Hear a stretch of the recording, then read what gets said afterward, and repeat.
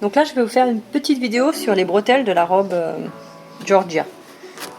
Donc voilà, donc là c'est la bande de la bretelle qui a été coupée. Donc là j'ai l'endroit et là on a l'envers.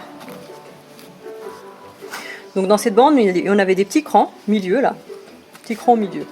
Donc on va s'en servir pour plier la bretelle. Donc la bretelle, on va la former comme ça. Donc on va venir plier de chaque côté, donc le bord sur le cran. On propose le bord sur le cran.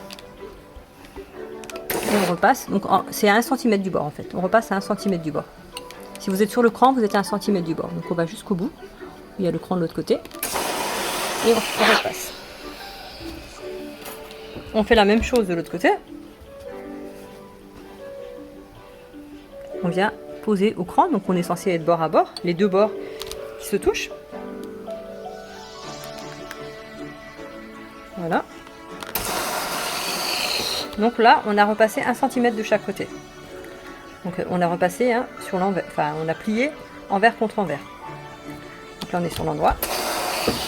Et maintenant, on vient repasser à nouveau la bretelle pliée en deux. Donc là, une fois qu'on a ça, on vient replier en deux. En fait, on fait la même technique pour plier une bande de biais. Si vous avez un appareil pour plier les bandes de biais, vous pouvez vous en servir pour repasser la bretelle. Si vous avez la bonne mesure. La bretelle, elle doit faire 1 cm fini.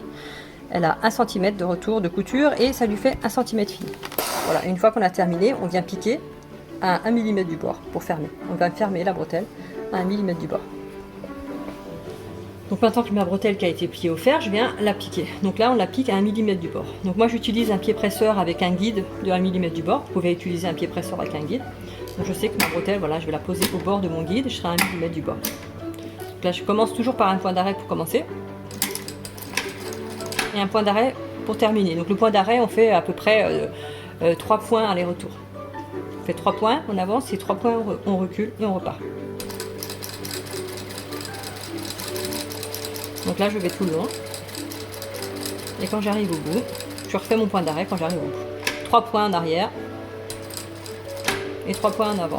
Et on coupe le fil, et on peut couper. Et la bretelle est terminée. Donc on fait ça pour la deuxième bretelle. Et nos bretelles sont terminées.